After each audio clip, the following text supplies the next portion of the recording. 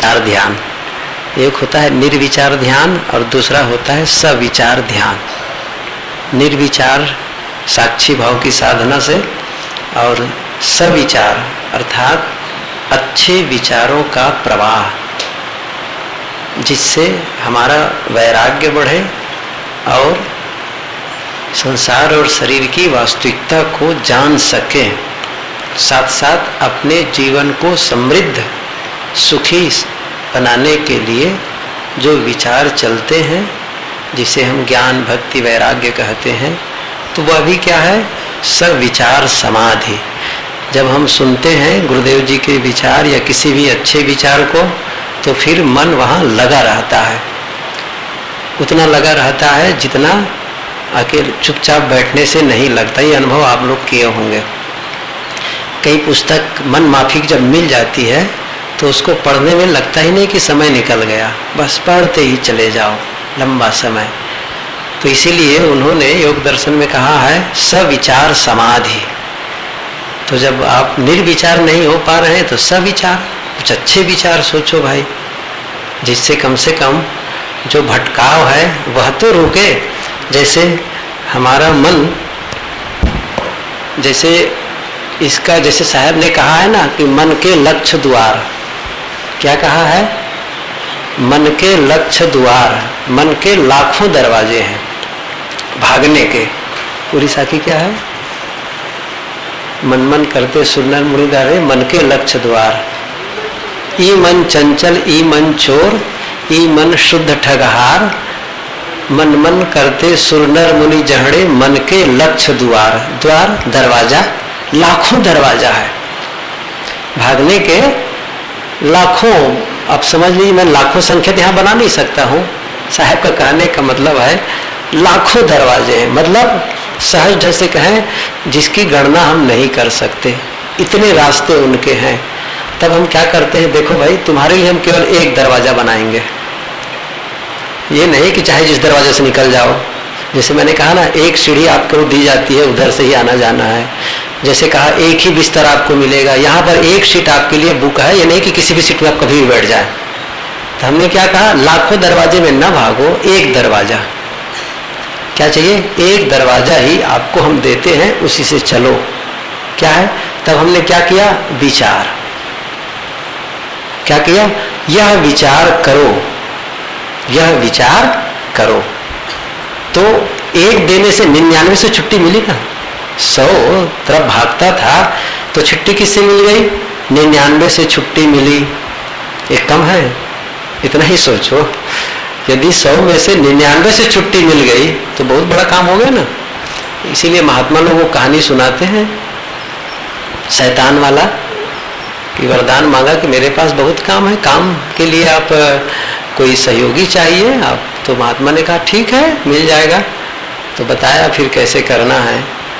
तो सचमुच उसके पास सुबह सुबह शैतान आ गया, लेकिन एक शर्त यह है कि यदि काम नहीं दोगे तो वो खा जाएगा तुम्हें। हमारे वाले क्या है? काम नहीं दोगे तो वो तुम्हें खा जाएगा। काम बताओ, बस का है, काम खाने की बात ही नहीं है। इतना काम मेरे पास है कि उनको छुट्टी ही नहीं दूंगा मैं, बहुत काम है, इतना बड़ा राजकाज है, क्या उसके लिए सोचना है। कि ठीक है, गया, सुबह ही पहुंच गया बिस्तर पर ही, काम बताओ। अरे हरे गड़बड़ करता है। तो कहा अच्छा ठीक है, घर की सफाई करो। सफाई कर दिया। फिर आए, तुरंत जल्दी से आ गया। अच्छा जाओ शहर की गलियों में साफ कर लो। वो भी साफ करके आ गया। अब सोचा अब क्या करें? बाग को साफ कराओ, जाओ। उधर आम का बाग है ना, उसमें नीचे भी बहुत कचरा है, उसको साफ करके आओ। वो भी आ गया। ऐसा करते करते जब लगा कि सचमुच सब काम समाप्त हो गया, अब कैसे करूंगा? कि काम बता लो, खा जाऊंगा। वो घबराया, भगा उसी महात्मा के पास। तो गड़बड़ हो गया मामला। क्या हो गया? वो कहते खा ही जाऊंगा, काम मेरे सारे खत्म हो गए, अब बताइए, नहीं तो परेशान हो जाएगा मैं, तो कैसे करूं? उन्होंने कहा कि उन्हीं से कहो एक बांस ले आए, बड़ा सा, या बल्ली लकड़ी का, बहुत 25 फीट, कहो उसको गाड़ दे। कहे ठीक है। उसको कहा गया कि तुम बांस बल्ली ले आओ, एक लकड़ी, और उसको जमीन पर गाड़ दो। और अब इसमें क्या करना है? तुमको चढ़ना और उतरना है। क्या करना है? चढ़ना और उतरना है। जब मुझे जरूरत पड़ेगी तो तुमको बुलाऊंगा, नहीं तब तक तुम्हारा काम क्या है? इसी पर चढ़ो और उतरो। तो हमने क्या किया है? अभी क्या कह रहे हैं? इस पर तुम चढ़ो उतरो, श्वास पे मैं कहा ना, श्वास अंदर जाए तो अंदर जाओ, श्वास बाहर आए तो श्वास के साथ बाहर आओ। श्वास रूपी झूले पर क्या करना है? श्वास रूपी झूले पर आपको झूलना है, ये कहा था। मतलब एक भी श्वास आपका मिस न होने पावे। तो आपने क्या किया? श्वास को देख रहे थे। फिर बाद में क्या हुआ? साक्षी, मतलब यह भी ना देखो, ठीक है ना। अब क्या देखना है साक्षी के लिए? सीधे विचार से। श्वास हमको कहां पहुंचाया? विचारों तक पहुंचाया। संबंध है ना। आप कभी ख्याल करके देख सकते हैं, श्वास रोक दीजिए तो ऐसा लगेगा विचार, जरा आप लोग फिर से आंख बंद करें, अनुभव करके देख सकते हैं। सभी लोग ध्यान की मुद्रा में बैठे, एक छोटा सा प्रयोग करें बहुत कम समय के लिए। ऐसा करें, श्वास को आप रोक दीजिए थोड़ी देर के लिए, मतलब जितनी क्षमता है, ये नहीं कि प्राण निकल जाए। आप अपनी क्षमता नहीं, फिर यहाँ अभी समय नहीं है, अर्थी के लिए समय नहीं है, अभी डेड बॉडी ले जाने के लिए, तो इतना बचा के रखो अपने जिससे प्राण चल से। रोक दो थोड़ा से, एकाग्रता पूर्वक पूरा रुका, आपको अनुभव हुआ होगा। इससे मन भी ठहर गया। इसीलिए योग दर्शन में एक बड़ा सुंदर सा सूत्र कहा है, प्रच्छर्दन विधारणाभ्याम व प्राणस्य। प्रच्छर्दन विधारणाभ्याम व प्राणस्य। कई उन्होंने तरीका बताया है, जैसे उन्होंने कहा है कि वीतराग विषयम व चित्तम, वो सारी बातें चित्त की है। मैं योग दर्शन पर ही चर्चा करने लग जाऊं तो यह समय समाप्त हो जाएगा।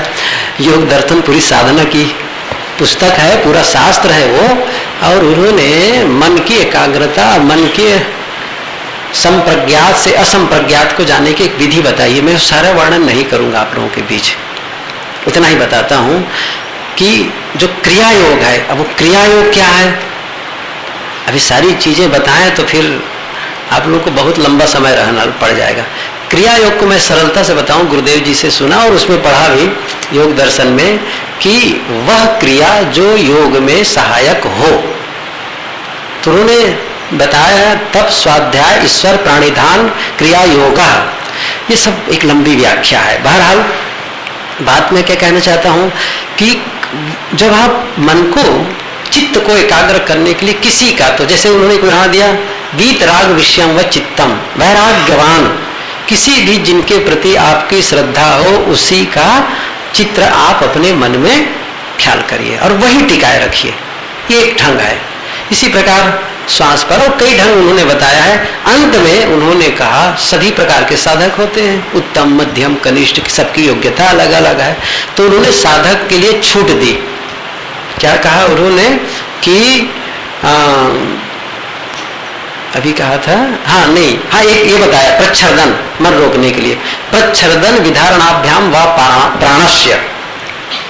प्रच्छर्दन का मतलब होता है वमन कर देना, उल्टी कर देना, प्रच्छर्दन। तो यहां पर क्या कहते, प्राण का वमन कर दे, अर्थात श्वास को बाहर निकाल दे, रेचन कर दे, और रेचन करके बाह्य कुंभक जिसे कहते हैं ना, और विधारण का मतलब रोक देना। प्रच्छर्दन विधारणाभ्याम व प्राणस्य, प्राण का, वा का मतलब अथवा, अथवा अथवा यह करो, अथवा यह करो, अथवा ऐसे सब बताए हैं। कभी आप योग दर्शन गुरुदेव जी की व्याख्या है उसको पढ़ेंगे तो आप जानेंगे। तो प्रच्छर्दन विधारणाभ्याम व प्राणस्य, प्रच्छर्दन का मतलब प्राण वायु को बाहर फेंक दो और ठहरा दो, ये एक तरीका है। जैसे मैंने अभी कहा, उसका उल्टा भी हम सोच सकते हैं, अंदर, अंदर कुंभक जिसे कहते हैं, अंतर कुंभक जो है भीतर का, वो रोक लो। तो रुकने से जब श्वास रुकता है तो मन ऐसा लगता है जैसे ठहरा है। इसलिए श्वास और मन का बहुत गहरा संबंध है। किसी भी साधना में आप जब जाएंगे तो प्रायः श्वास के लिए आपको निर्देश करेंगे, विपश्यना इत्यादि में जिसे सती आनापान कहते हैं, आनापान सती का 3.5 दिन तक करवाएंगे। फिर उन्होंने फिर विपश्यना देते हैं, जिसको मैंने एक छोटा सा प्रयोग बताया था कि संवेदनाओं को देखना और उसके शरीर के अंगों में, वो केवल एक मन को केंद्रित करने का एक ढंग है। लेकिन राजपथ क्या है, कबीर की साधना क्या है, साक्षी की साधना महत्वपूर्ण है। तो साक्षी के साधन हम जब तक नहीं जा रहे हैं तो फिर हम क्या कर रहे हैं, एक तरफ जिसको सविचार, मैं ये कहा कि अब हम लोग क्या करने जा रहे हैं, सविचार ध्यान। तो थोड़ा विचारों में आए, विचारों की प्रक्रिया शुरू करें। मैं कल के बातों पर चर्चा करूं इसके पहले एक दिन कहा था और किसी के कापी में जल्दी दिखा नहीं, वो कईयों के कापी में देखा अच्छे से, कई लोग मेहनत किए हैं, कई लोग तो नहीं किए हैं। जब हमको कोई काम मिले तो काम ऐसा तो नहीं कहा जा रहा है कि ये काम आपके उपयोगी नहीं है, आप महसूस करते हैं। और मैंने ये भी कहा कि जब उस पर आप सक्रिय रूप से, मतलब आप अपने हाथ पैर को सक्रिय कर रहे हैं और मस्तिष्क को भी आप सक्रिय करते हैं, उन विचारों को सोचने के लिए विवश करते हैं जो आपके लिए बेहद महत्वपूर्ण है। और जब उस पर सक्रिय रूप से सोचते हैं तो जैसे आप दही को मथते हैं ना, तो क्या निकल आता है, मक्खन। वैसे ही हमारे मन में एक अच्छे विचार आ जाते हैं जिसको लेकर के फिर हम काम शुरू करते हैं, आनंद आता है फिर उसको लेकर, क्योंकि समझ बेहद महत्वपूर्ण है। किसी चीज को जब हम अच्छी तरह जब समझ लेते हैं तो फिर हमको बड़ा आरामदेह लगता है, सरल हो जाता है। और जब तक न समझे रहो तब तक धुंधलका लगता है। जैसे आप सुबह गाड़ी से चलते हो, 4 व्हीलर से, और सामने कोहरा हो, पूरा धुंध छाया हो, तो गाड़ी चलाना कितना कठिन है, कठिन है ना। और रास्ता बिल्कुल क्लियर दिखता हो तो आप आराम से आप ड्राइव करते चले जाएंगे। ऐसे ही किसी बात को न समझकर चलने से होता है। वो धुंध क्या है समझ नहीं आ रहा है, ठीक है कहते हैं लोग, करते हैं इसलिए करता हूं, बहुत सी बातें हैं। हमको दिखना चाहिए। मैंने एक दिन उदाहरण नहीं दिया, चिड़िया की आंख आपको दिखनी चाहिए। ऐसे ही हमें दिखना चाहिए कि हमारा लक्ष्य क्या है और हम वहां कैसे पहुंचे, किस विधा से पहुंचे। ये समझ से ही संभव है ना, विचारों से आप पहले समझेंगे, फिर जब मैंने कल ये भी कहा था उसके लिए एक दूसरा फिर विकल्प होगा। वो क्या है, कोशिश करने की इच्छा। इच्छा हो जबरदस्त, सामान्य इच्छा से काम नहीं चलता है। आपकी ज्वलंत इच्छा, बर्निंग डिजायर जिसे कहते हैं आप लोग, एकदम धधकती इच्छा होनी चाहिए। जैसे पानी में एक साधक को डुबा दिया सुकरात ने, और सफलता के लिए जो पूछा था तो कहा कि जब डुबा दिया, और बहुत देर बाद जब उनको देख नहीं छोड़ा तो फिर जोर से वो धक्का मारा। तब क्या कर रहे थे, तो उन्होंने कहा ये बताओ जब तुम पानी के नीचे थे तो सबसे ज्यादा जरूरत किसकी लग रही थी, किसकी महसूस कर रहे थे आवश्यकता। उन्होंने कहा सांस की, हवा की। कहा ऐसे ही जब मन में तड़फन होने लगे सांस लेने के लिए, जैसे तड़प रहे थे, वैसे ही आप अपने दुख छुड़ाने के लिए, वैसे ही आप सफल होने के लिए तड़पेंगे तो फिर आप दुख मुक्त हो जाएंगे। लेकिन अभी हमें वो ज्वलंत इच्छा नहीं है थोड़ा सा कम है, लेकिन उसे ही हमको क्या करना है, धधकाना है। क्या करना है उसमें, और उसके लिए ईंधन, जैसे कोई आग जल रही हो थोड़ी सी, जैसे एक भोजन बनाना हो, बड़ा सा बर्तन चढ़ा हो और हम क्या करें, एक मोमबत्ती नीचे रख दें। क्या करें, जैसे हमारे यहाँ बड़ा सा भोजन नहीं बनता है और कहेंगे आग तो जल रही है, तो भोजन कब बनेगा, अगले साल शायद ना, क्योंकि एक टप पानी को उबलने में वो मोमबत्ती कई लगा देंगे लेकिन वो उबलने वाला नहीं है। तो क्या चाहिए उसके लिए, बड़ा सिलेंडर लाते हैं और क्या कहते हैं, बड़ी भट्टी लाते हैं, तब जब सन आवाज, हाँ अब ठीक है, अब तो बन ही जाएगा भोजन। ऐसे ही जीवन निर्माण के लिए आप छोटी बत्ती, हाँ मैं चाहता हूँ दुख मुक्त होना चाहता हूँ, ठीक है, तो वो भी समझता है बस ठीक है, उतना ही रहोगे, दबे रहो। तो आपकी धड़कती इच्छा होनी चाहिए, बर्निंग डिजायर, तो फिर वो काम बनेगा। हम सब यही हो गए हैं, एक शुद्ध सरीके, मृतप्राय, अच्छा लगता है, बढ़िया कह रहे हैं, अच्छा लगता है, लेकिन उसके बाद में फिर वही के वही, फिर क्या है, फिर ठहर जाते हैं। तो ये जो विचार इस प्रकार हम लोग जो चर्चा करते हैं, ये क्या होता है, हमें फिर से उकसाता है। जैसे आग बुझने वाली हो, इसी समय तुम ईंधन डाल दो तो क्या होता है, फिर वो जलने लगती, फिर धधकने लग गई। और यह काम आपको क्या करना है, यदि आग बनाए रखनी है तो क्या करना है, लगातार उसमें ईंधन देने की आवश्यकता है। ये नहीं है कि एक बार दे दिए यहाँ तो 4-5 दिन के लिए हम ध्यान किए, हो गया साल भर का, ऐसा नहीं चलने वाला है। आपको कंटिन्यू, इसीलिए सातत्यता, निरंतरता, सतु दीर्घ काल नैरंतर्य सत्कार आसेवितो दृढ़ भूमि, ये भी योग दर्शन का एक सूत्र है। अभ्यास और वैराग्य की प्रक्रिया बताकर कहते हैं अभ्यास में मजबूती कैसे आएगी। तो सतु, सत मतलब वह अभ्यास दीर्घ काल, लेकिन जो दीर्घ काल तक, और सतु दीर्घ काल नैरंतर्य निरंतर सत्कार श्रद्धा भाव पूर्वक, प्रेमी नहीं है, जबरदस्ती कर रहे हैं। क्या बताएं, गुरु जी ने कह दिया रोज ध्यान करो इसलिए बैठना ही पड़ता है। इसका मतलब जबरदस्ती से काम बनने वाला नहीं। आपका भाव नहीं है तो नहीं बनेगा, मेरा काम मुझे करना है, इतना जब समर्पण भाव होगा ना, तब आपको फिर ये कठिनाई नहीं लगेगी। फिर आप कहेंगे नहीं मुझे करना है, ये काम मेरा है, शौक से करेंगे। तो वो शौक होना चाहिए। तो फिर मैं कह रहा था कि कल जो हम लोग चर्चा किए थे, मैंने कहा था, क्या कहा था कि रोज 3 कारण लिखें जिसके कारण आपको खुश होना चाहिए। कई लोग नहीं लिखे, और आप शायद उसके महत्व को जब समझ लेंगे ना तो आप लिखना शुरू कर देंगे। और मैं बता नहीं पाया था, शुरू दिन ही होना चाहिए। हमारा ज्यादातर मन कहाँ केंद्रित होता है? अभाव में, जिसके नाते हमें दुखी कम होना चाहिए उसके नाते हम ज्यादा दुखी रहते हैं। इसलिए मैंने कहा जो आपके पास है, जिसके नाते आपको सुख होना चाहिए, प्रसन्न होना चाहिए, उसको आप लिखना शुरू कर दीजिए। जैसे मैंने कहा था ना, जैसे मेरी आंखें हैं, दोनों आंखें सुरक्षित मौजूद हैं।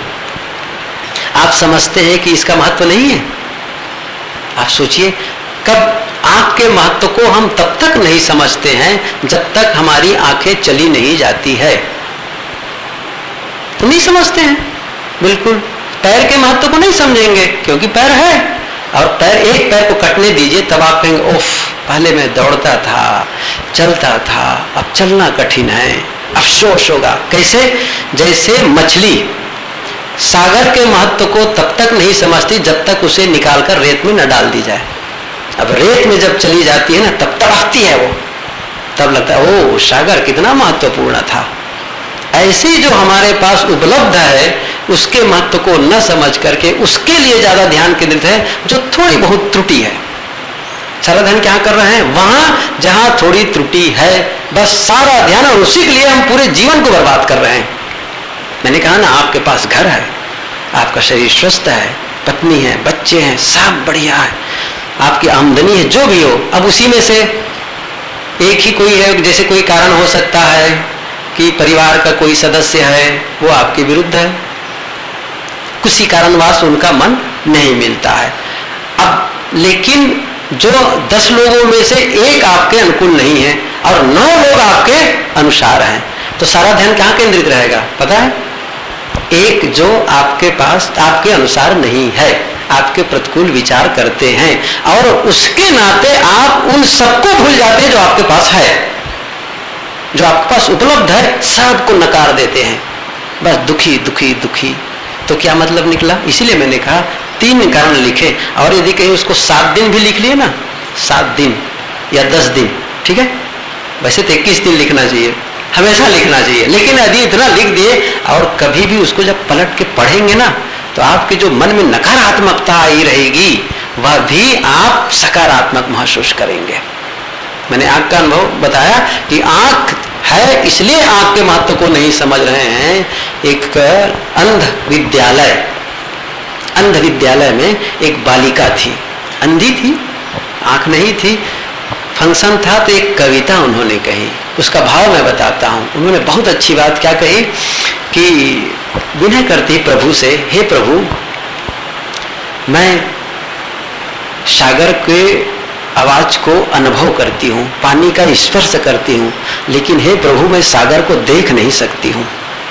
मैं फूल का स्पर्श करती हूँ, सुगंध लेती हूँ, लेकिन मैं फूल को देख नहीं सकती हूँ।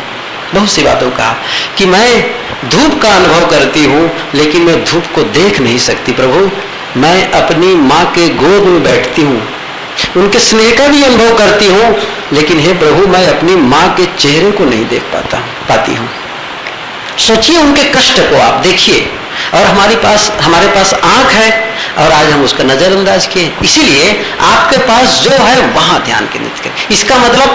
इसका मतलब जहां गड़बड़ है उससे आप मुख मोड़ ले, ये मैं नहीं कह रहा हूं। इसका मतलब है जब आप प्रसन्न होंगे तो किसी भी समस्या का समाधान सही ढंग से कर सकेंगे। यदि नाराज होकर के सही समस्या का समाधान आप सही ढंग से नहीं कर सकते, पहले आपको शांति चाहिए। शांति ही शांति को ला सकती है, अशांति शांति को नहीं लाने वाली है। तो पहले आपको क्या करना है, जो है उसके लिए खुश हो, फिर जो आप संभव है वह काम करें। दुनिया में जितनी भी समस्याएं हैं या तो उसका समाधान है या तो समाधान नहीं है, दो ही तो है ना। दुनिया में जितनी भी समस्याएं हैं या तो उसका समाधान है या तो समाधान नहीं है। यदि समाधान है तो उससे हमें खोज निकालना चाहिए, और समाधान नहीं है उसके बारे में सोचना बंद कर देना चाहिए। इसलिए आप लिखें जो मैं कहा हूं। अच्छा, अब आए विषय पर। तो सारी बातें वो हो गई। पहला क्या था, मुझे याद है क्योंकि मैं इसका अनुभव करता हूं। ठीक है, आप लोग को याद इसलिए नहीं कि आप लोग अनुभव नहीं करते हैं। क्रोध, मैं क्रोध का अनुभव करता हूं, मेरे अंदर है इसलिए मुझे याद है, और शायद आप लोगों के नहीं है क्रोध, इसलिए क्रोध भूल गए हैं। क्या है क्रोध? ऐसा बहुत लोगों ने अच्छा लिखा है, बढ़िया लिखा है क्रोध के बारे में। अच्छा, सबको पता है, और सबको पता है और सब जानते हैं कि ये गलत है। हम सब जानते हैं ये गलत है, और हम सब ये प्रयास करते हैं कि ये बना रहे, ये न जाए। वैसे ये गलत नहीं है, ये एक शक्ति है, हम दुरुपयोग करते हैं। बात यह है एक ऊर्जा है, वो दूसरे ढंग से, मैं इस पर व्याख्या भी नहीं करूंगा ज्यादा, बस इतना ही है। बहुत अच्छी अच्छी बात कुछ लोगों ने लिखी है क्रोध के विषय में, बहुत, बस वही है। एक अरस्तु है या शायद किसका है, उनका एक वाक्य है, क्रोध मूर्खता से शुरू होती है और पश्चात आपके साथ समाप्त होती है। बहुत अच्छी बात लगी। क्रोध मूर्खता से क्रोध की शुरुआत मूर्खता से होती है और पश्चात आप में समापन होती है। क्रोध क्या है? मन की एक ऐसी दशा जब हमारी इच्छाओं की पूर्ति नहीं होती है तो जो अनुभव करते हैं वो एक क्या है, क्रोध की अवस्था आ जाती है। और ये नहीं है कि इसको हम खत्म नहीं कर सकते, कम नहीं कर सकते। बहुत लोगों ने अच्छा अनुभव बताया कि कैसे मैंने अपने आप को इससे अलग किया और अच्छा महसूस कर रहा हूं। पहले की मैं दशा को याद करता हूं तब, और आज मेरे लिए बहुत ही अच्छा अनुभव है कि मैंने इसको ठीक किया धीरे धीरे। इस चीज को समझना है। ये बहुत सी बातें कही जा सकती है, लेकिन चूंकि सब इसको जानते हैं, बस इसके लिए एक संकल्प की जरूरत है, एक संकल्प, मजबूत संकल्प की जरूरत है। मुझे विचलित नहीं होना है बस। और कब तक क्यों क्रोध करते हैं?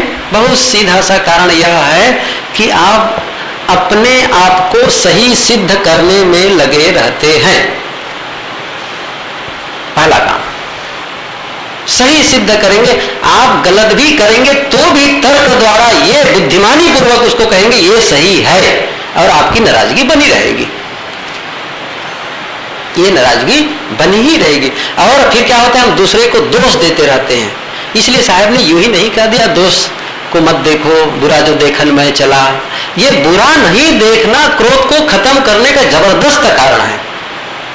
बुरा देख किसी में दोष लगा रहे हो, इसका मतलब नाराज हो रहे हो, सीधे सा इसका उत्तर है। दोष देखने का अर्थ क्या है? हम भीतर से नाराज हैं। कई बार होता क्या है कि आदमी मुंह से नहीं कहता है, लेकिन भीतर भीतर अनुभव करता है, वो भी गलत है, भयंकर, वो तो और गलत है, उसको बनाए नहीं रखना चाहिए। कुछ लोग तो विस्फोट से निकाल देते तो भी एक मवाद निकल गया, और बाकी बनाए रखे हैं। तो समय पर कहीं दूसरी जगह वो प्रकट होना है, दूसरे रूप में प्रकट होना है, इसलिए इसे खत्म करना है। शायद एक और विद्वान अरस्तु या क्या नाम तो इस समय याद नहीं आता है, उन्होंने कहा है जो क्रोध करता है, जो गुस्सा करता है, उसके अंदर जहर भरा होता है। जो गुस्सा करता है उसके आखिर क्या निकलेगा बताइए? वही तो निकलेगा ना, जो है जो रहे करवा सो निकले टोटी। इसलिए हमें अपने इसके लिए देख अपना कार्यक्रम एक जिसको कह सकते हैं, जैसे मैंने उस दिन रिलैक्सेशन की बात बताई थी, उस अवस्था में बैठ करके आप संकल्प लें, मैं शांत रहता हूं, और आप विजुलाइज करिए कि ऐसी परिस्थिति आपके सामने उपस्थित हो रही है, केवल मानसिक चित्रण, जिसके नाते आप प्रायः क्रोधित होते हैं, और वह परिस्थिति पैदा हो गई। क्या करना है? इसका विजुलाइज करना है, मानसिक चित्रण बनाना है, और मन में ही कल्पना कर रहे हैं और देख रहे हैं कि वह परिस्थिति आ गई है जिसके नाते आप क्रोधित होते हैं, लेकिन आप शांत बैठे हैं। ये जानते हैं, यह एक अभ्यास है। देखिए, आप परीक्षा में पास कब होंगे? जब आप पढ़ाई किए रहेंगे, अभ्यास किए रहेंगे। ऐसा थोड़ी हो जाएगा। प्रतिकूल परिस्थिति में आप वही व्यवहार करते हैं जिसकी आपने प्रैक्टिस की है, चाहे वो सकारात्मक हो चाहे नकारात्मक हो। वो जब प्रतिकूल अचानक परिस्थिति आ जाती है, वो हमारे लिए परीक्षा की घड़ी है, हम कैसे रिस्पांस दे रहे हैं, और वैसे ही करेंगे जैसे हमने पहले से अभ्यास किया है, दूसरा नहीं हो सकता है। किसी ने कहा था कि अचानक हो गया, क्या कहूं, कहा तो अचानक का मतलब यही हुआ, एक ने लिखा है कि जैसे हम अचानक अलमारी खोले और चूहा दिख जाए, इसका मतलब है चूहा को छिपने का अवसर नहीं था, बस ना। इसका मतलब ये नहीं कि आप अलमारी खोले चूहा था, चूहा अलमारी खोलने से चूहा है, ऐसा नहीं, चूहा था, लेकिन धीरे से खोलते तो आहट पाते क्या करता, वो अंदर घुस जाता और आपको दिखाई नहीं देता। ऐसे ही अचानक घटना घटी और आप क्रोधित हो गए, इसका मतलब ये नहीं है कि आपके अंदर नहीं है, हाँ, आपको छुपने का अवसर नहीं मिला।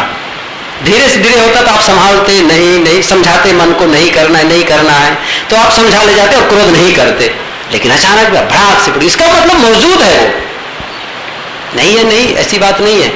एक आई बात, एक पति और पत्नी एक दिन रात में 11 बजे, 11 साढ़े 11 बजे रात में, और दोनों का थोड़ा अनबन चल रहा था, एक दूसरे से बातचीत नहीं करते थे, पति और पत्नी, बड़ा संघर्ष रहा, बड़ा नाराज हुआ करते थे उनके पति महोदय भी। तो रात में 11 साढ़े 11 बजे वो क्या करती है, सोए थे, उसके बाजू में एक गिलास दूध रखती है, गिलास में दूध भर के रखती है, और कहा कि दूध रख दिया तो उसका नींद खुल गई कि क्या है, कि दूध है। अरे 11:30 बजे रात में तो दूध दे रही है, क्या बात है, रोज तो नहीं देती थी, आज कैसे दे रही है? कि हाँ, क्या हुआ, मैं अचानक सोई थी तो 10 बजे ख्याल आ गया कि आज तो नाग पंचमी है। तो रात में मैं कहाँ नाक खोजने जाती, तो आपके ही सामने मैं दूध रख देती हूँ। यही बात है ना। तो भाई ये नुकसानदेह है, इसका आप लोग त्याग करें।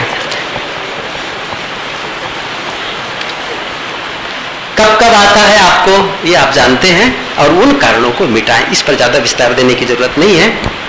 अगली बात क्या है? हाँ, ये भी एक आप बुद्धिमान हैं कि मूर्ख हैं? कुछ लोगों ने लिखा ना मैं बुद्धिमान हूं ना मैं मूर्ख हूं, अब लोगों ने कहा लोग ऐसे ही गलती करते हैं इसलिए वो मूर्ख हैं, ऐसे सही करते हैं इसलिए बुद्धिमान है। मैं कहा दूसरा क्या करता है इसको मत देखिए, मैं क्या करता हूं। जोशी जी का देखा है नहीं, बताइए तो आप क्या लिखे हैं? मैं बुद्धिमान हूं क्योंकि कारक संसार से जुड़ गया। अच्छा, ये सबसे लगा। हाँ, अपने मत को शुद्ध करने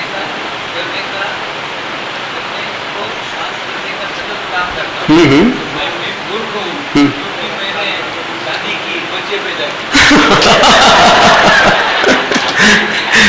मैंने शादी की और बच्चे पैदा किए इसलिए मैं मूर्ख हूं, लेकिन अब संस्था से, अच्छी संस्था से, अच्छे विचारों से जुड़ गया हूं इसलिए मैं बुद्धिमान हूं।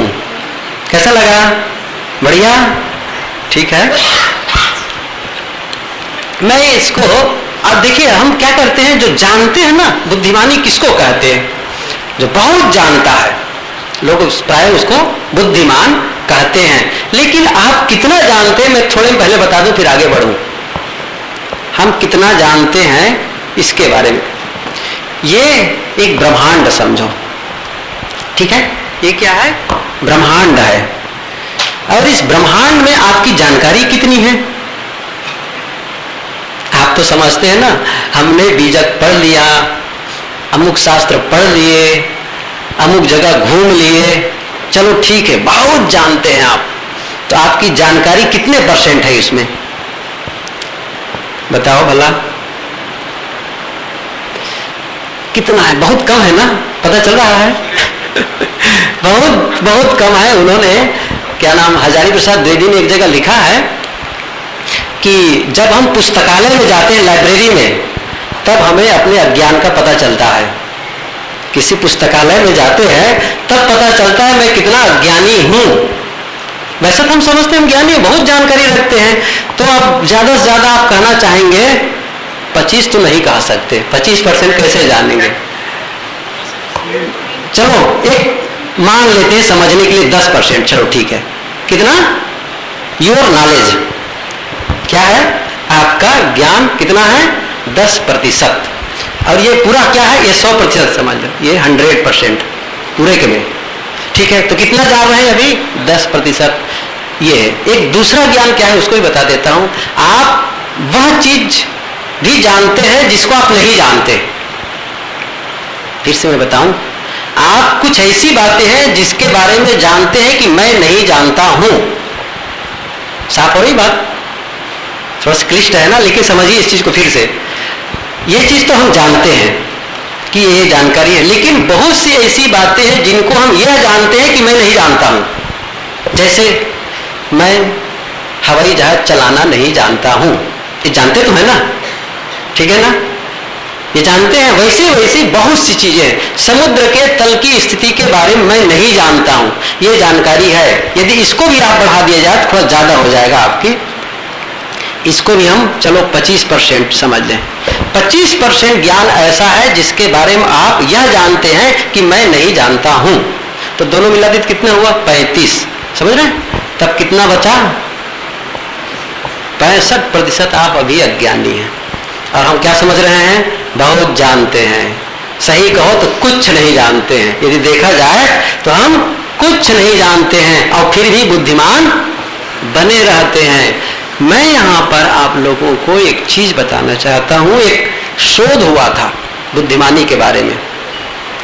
जो कामयाब लोग थे, करीब 1500 कामयाब लोगों को एक संस्थान द्वारा इकट्ठा किया गया और उनसे एक रिसर्च करना था उनको कि कामयाबी की कोई न कोई एक तरीका होगा, एक जो सब में वो लागू होता हो, जो सब लोगों ने वैसा प्रयास किया हो। कामयाब कोई हुआ है? तो 1500 लोगों से फिर पूछा गया और उनसे कहा गया आप बुद्धिमानी की परिभाषा करिए। एक विचित्र उसका उत्तर आया बुद्धिमानी की परिभाषा के बारे में। उन्होंने कहा, लोगों ने क्या कहा? उन्होंने IQ के बारे में नहीं कहा, मतलब बुद्धिमानी के संबंध में नहीं कहा, और ना आपके स्कूल में जो ग्रेड मिले थे उस संबंध में भी नहीं कहा। क्या कहा? आपके काम करने के ढंग, आपके काम करने के ढंग, उसी को लेकर उन्होंने परिभाषित की। मतलब बुद्धिमान उनको कहा उन्होंने कि जो ऐसा काम करते हैं अपने लक्ष्य को पाने के लिए, जो कार्यरत होते हैं, समझ लो वही बुद्धिमान है। समझ रहे ना? अपने लक्ष्य को पाने के लिए जो काम अधिक से अधिक करते हैं वही बुद्धिमान है। और दूसरा क्या है? अपने लक्ष्य को पाने के अलावा जो काम है उसको हटाते रहता है, उसको हटाते रहता है, बिल्कुल उससे निगलेक्ट करता है कि ये मेरे लक्ष्य पाने में सहयोगी नहीं है, ऐसा हो। कई बार हम लोग क्या करते हैं, इसको उन्होंने बुद्धिमानी कही है। क्या हम लक्ष्य पाने के लिए मेहनत कर रहे हैं, क्या फिर लक्ष्य से दूर होने के लिए? कई बार होता क्या है, हम उन कामों में व्यस्त हो जाते हैं और महारत, एक सिद्धता, एक अक्षर ज्ञान प्राप्त कर लेते हैं जिन्हें सीखने की कोई जरूरत ही नहीं थी। ऐसा आप लोग अनुभव किए हैं? कई ऐसी बातें हैं जिनके बारे में आपको जानने की जरूरत नहीं, फिर भी आप उसमें बड़े सिद्ध हो गए हैं। तो आप बुद्धिमान तो नहीं होंगे ना। समय मतलब है आप अपने लक्ष्य की ओर बढ़ रहे हैं कि नहीं बढ़ रहे हैं? जैसे मैंने कहा, कल हम लोग ने सोचा कि दुख मुक्ति, ठीक है, दुख मुक्ति के बारे में। तो आप अपने निरंतर की गतिविधियों को देखिए और जब कोई भी काम प्रारंभ करें तो पूछे क्या यह मेरे समय का सही उपयोग है, तो पता चल जाएगा। कई बार हम मोबाइल में ही घंटों बात करते रह जाते हैं और कुछ नहीं, केवल यूं ही समाचार, क्या सब्जी बनी थी, कौन सा सूट पहने हुए हो, कहां कहां घूमने गए थे, क्या है इसका मतलब। और कई बार यूं ही कोई मित्र आ गए, बातें कर रहे हैं, व्यर्थ की बातें, क्या हुआ, राजनीति उठा लिए, कुछ कर लिए, या यूं ही घूमने, व्यर्थ की जगह घूमने चले गए जहां कई बार देख चुके हैं, तो वो आपके लक्ष्य से आपको दूर भेज रहा है। आप लक्ष्य की ओर बढ़े और उसके लिए जो प्रयास करते हैं वही आपकी असली बुद्धिमानी है। बाकी बुद्धिमानी क्या है, कुछ नहीं है। इसलिए हमें क्या करना है, एक बात याद आ गई, जब हम अपने ज्ञान को योजनाबद्ध तरीके से इस्तेमाल करते हैं, इस चीज को फिर से समझ लें आप, ज्ञान को योजनाबद्ध तरीके से, योजनाबद्ध, ठीक है, योजनाबद्ध ज्ञान तो है लेकिन ज्ञान बिखरा हुआ है। हमें क्या करना है, योजनाबद्ध अपने ज्ञान को हम सुनियोजित करें, नहीं तो ज्ञान की शक्ति नहीं है। योजना बनाए कि हम अपने ज्ञान को कहां प्रयोग करें, अपनी शक्ति को, ज्ञान क्या शक्ति है, आप उसको कहां प्रयोग करते हैं, तो उसके लिए योजना बनाए। किसके लिए योजना बनाए, लक्ष्य पाने के लिए। तब आप वो बुद्धि, तब यही ज्ञान आपकी बुद्धिमत्ता में बदल जाता है, वही ज्ञान आपका बुद्धिमत्ता में बदल जाता है और फिर सफलता एक प्रकार से निश्चित टाइप की हो जाती है। तो हम अपने लक्ष्य को पाने के लिए जो भी काम करें वह लक्ष्य पाने के लिए हो, तब समझो कि आप बुद्धिमान हैं। नहीं तो फिर व्यर्थ के समय हम बर्बाद करते, हम समय के महत्व को नहीं समझते हैं। आप जानते हैं समय के महत्व को, समय क्या होता है। आप यदि आपका धन खो गया है, तो आप फिर से कमा के प्राप्त कर सकते हैं। आपका स्वास्थ्य खराब हो गया है, चिकित्सा करा लीजिए, संयम बरत लीजिए और फिर से स्वास्थ्य प्राप्त कर सकते हैं। गाड़ी खराब हो गई तो फिर से गाड़ी ठीक कर सकते हैं, लेकिन समय चला गया तो उसे फिर से अर्जित नहीं कर सकते आप। इसलिए एक विचारक ने कहा, समय का मतलब क्या है, जिंदगी। समय माने, इसलिए एक दिन कहे थे कि सबसे मूल्यवान क्या है, तो आपने कहा था समय। मैं उस दिन जानबूझ के मौन रहा, मुझे पता था ये समय का मतलब क्या है, जिंदगी। आप इस चीज को समय क्यों, क्योंकि जहां जहां आप समय देते हैं वहां वहां आप अपनी जिंदगी देते हैं। यहां आपने 5 दिन का समय दिया तो क्या आपने जीवन को कहीं छोड़ के आए हैं, जिंदगी दिए कि नहीं दिए। इसका सीधा अर्थ है, समय को बर्बाद करने का अर्थ होता है जिंदगी को बर्बाद करना, और समय का सही उपयोग करने का अर्थ हुआ जिंदगी का सही उपयोग। आप बुद्धिमान कब है, जब आप समय का सही उपयोग करते हैं। इतना मूल्यवान है जिसे आप खरीद नहीं सकते, आप सबसे बड़ा तो उसे बचा के रख भी नहीं सकते, भागा जा रहा है।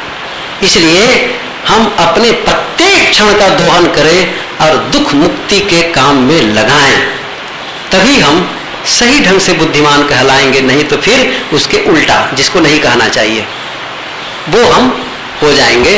अपने को क्या करना है, बुद्धिमान बनाना है और समय का पूरा सही उपयोग करना है, तभी हम बुद्धिमान हो। इसलिए मैंने पूछा था कि हम समय, इसलिए मैं बार बार जो क्यों कहता हूं यहां पर कि आप लोग समय से आए, ये जानते हैं ये भी ध्यान का एक आधार है, क्योंकि आपने मन को कह दिया कि मुझे पहुंचना ही है, इसका मतलब आप मन को समझा रहे हैं, क्योंकि वो उल्लंघन करने का आदी है।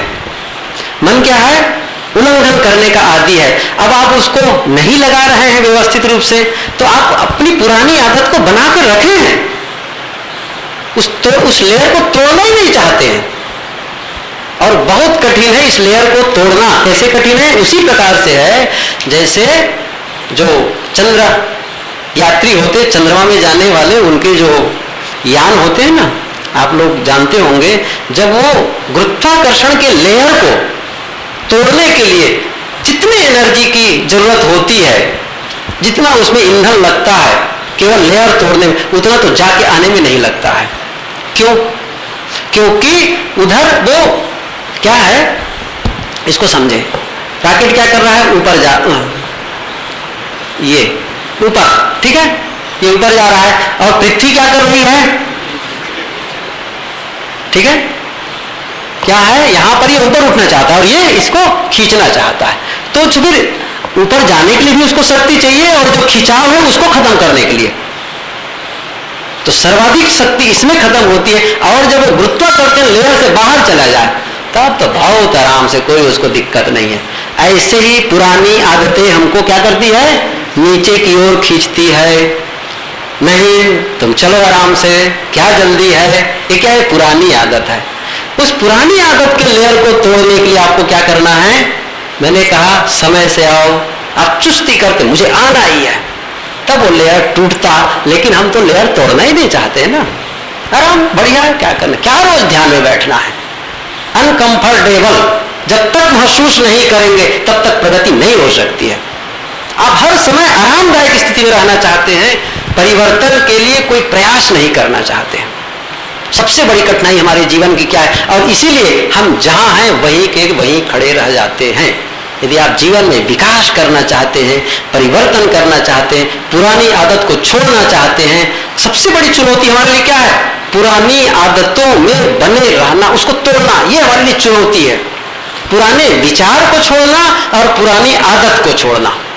आखिर परिवर्तन का अर्थ क्या है, आप बताइए, आप क्या चाहते हैं, परिवर्तन चाहते हैं ना, परिवर्तन कि ऐसा कहो कि जीवन जैसा वैसा बना रहे, चाहते ना परिवर्तन, चाहते हैं अच्छा जीवन चाहते हैं, तो क्या करना पड़ेगा, परिवर्तन का एक अर्थ होता है किसी चीज को हटाकर उसकी जगह दूसरी चीज रख देना। जैसे यहां इसको ये रखा है, इसको मैं हटा करके यहां रखा और इसके बदले में क्या रख दिया, कलम, स्केच पेन, ठीक है ना, तो ये क्या होगा, परिवर्तन।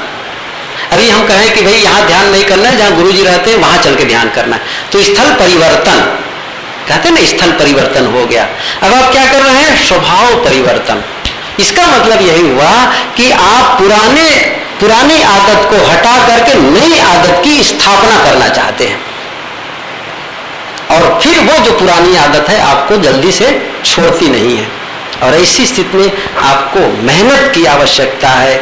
इसको आप भगवान भरोसे छोड़ेंगे, भाग्य भरोसे छोड़ेंगे तो काम बनने वाला नहीं है। इसलिए आप अपने जीवन के, आप अपनी जिंदगी के कर्ता धर्ता हैं। जो गुरुदेव जी कहा करते हैं ना, आप अपनी जिंदगी के कर्ता धर्ता हैं, आप तू ही करता हो, तू ही भोगता हो, ये बातें शुरू से कही जा रही, लेकिन हमारा ध्यान ही नहीं जाता उस चीज में। ये मैं कोई नई बात नहीं बता रहा हूं आप लोगों को, बस उन्हीं बातों की एक व्याख्या है। हम अपने जीवन परिवर्तन के लिए स्वतः काम करें तो निश्चित रूप से हम सफल हो। नहीं लगता तो क्या लगता है, बढ़िया लगा, यहां आ गए 5 दिन करके, क्या कहेंगे, बहुत बढ़िया लगा। क्या कहते हैं जब पूछो कैसा लगा भाई, बहुत बढ़िया लगा, बड़ा मजा आया। तो कोई क्यों, क्या बात हो गई, अरे साहब बहुत बढ़िया समझाते हैं, बड़ी अच्छी शैली है आपकी, बहुत बढ़िया ढंग है। अब बताइए, इसका मतलब आपको केवल शैली पसंद आई ना, है ना, और कुछ पसंद नहीं। इसके माध्यम से जो कहा जा रहा है, जो मैसेज दिया जा रहा है, उसे तो छोड़ ही दिए। अच्छा लगा, बढ़िया लगा, मनोरंजन आया, और उसको फिर से इसलिए रिपीट करना चाहते हैं। क्या मतलब निकलता है। उदाहरण वैसा पिछले साल भी दिया था, उदाहरण ख्याल आया, फिर बंद करता हूं। हुआ क्या था, सूरत स्टेशन में एक महिला गई और जाकर टिकट बाबू उससे कहते हैं, पूछताछ कार्यालय में क्या पूछते हैं वो, कि मुंबई वाली गाड़ी कब जाएगी, मुंबई की गाड़ी कब जाएगी। तो उन्होंने क्या कहा, अब थोड़ा वो हकलाता था, तुतलाता था, तो वो कहा कि 5:30 पर।